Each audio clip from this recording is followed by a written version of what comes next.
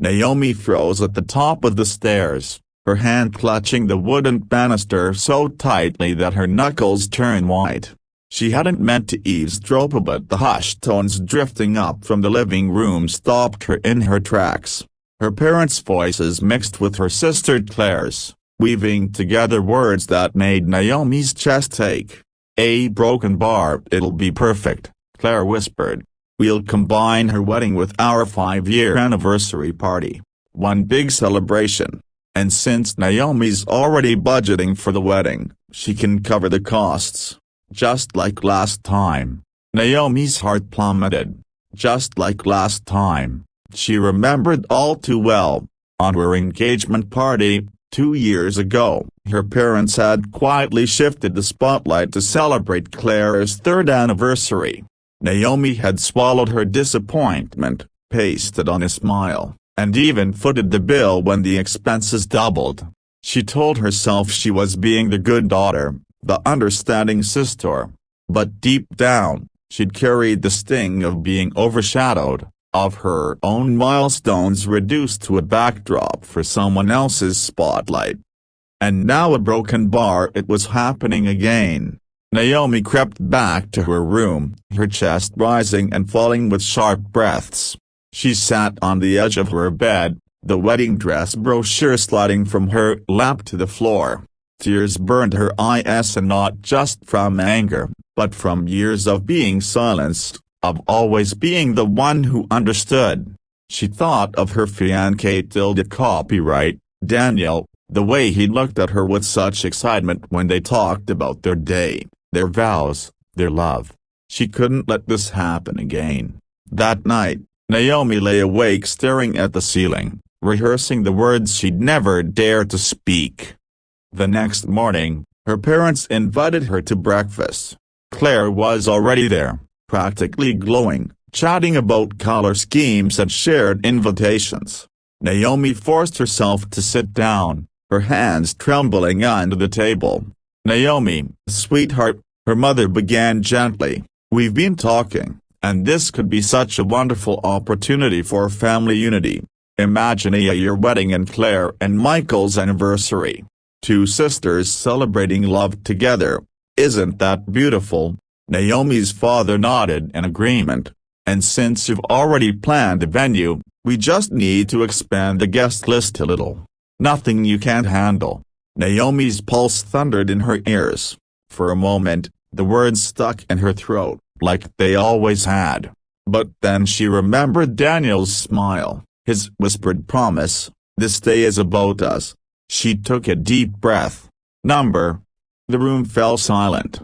Claire blinked, her fork frozen midair. "What do you mean, no?" her mother asked, her tone sharpening. Naomi's voice shook at first, but it grew steadier with every word. "I mean, this is my wedding, mine and Daniel's. Not another anniversary for Claire. Not another shared celebration where I pay the price financially and emotionally. I love this family, but I'm not sacrificing my happiness again." Her father frowned. "Naomi, don't be selfish. This is about family." Her chest tightened, but she stood her ground. "No, this is about me finally having a voice. For years, I've played along, kept quiet, and let others take center stage. But I deserve one day where I'm not overshadowed, where I'm not just footing the bill for someone else's spotlight. If that's selfish, then so be it." Claire shifted uncomfortably, her smile faltering. For once, she seemed to realize the weight of her sister's words. "I'm sorry, Naomi," she muttered. "I didn't think about how it felt for you last time. I just thought it would be easier." Naomi's eyes softened, but she didn't back down. "Easier for you, harder for me, and I'm done with that." The weeks that followed were not easy. Tension simmered in the familiar sharp words, cold silences, guilt-laden phone calls. Naomi's parents tried again to persuade her, but she stayed firm. Daniel's support became her anchor. He reminded her that setting boundaries wasn't cruelty, it was courage. Slowly, something shifted. Clara stopped pressing, and even offered to help Naomi with her dress fitting one weekend without mentioning her anniversary once. Naomi's parents, though resistant at first, began to see how serious she was. The wedding day finally arrived, radiant with sunlight. Naomi walked down the aisle, her heart soaring as Daniel's eyes lit up at the sight of her. For the first time in her life, she felt fully seen, fully celebrated.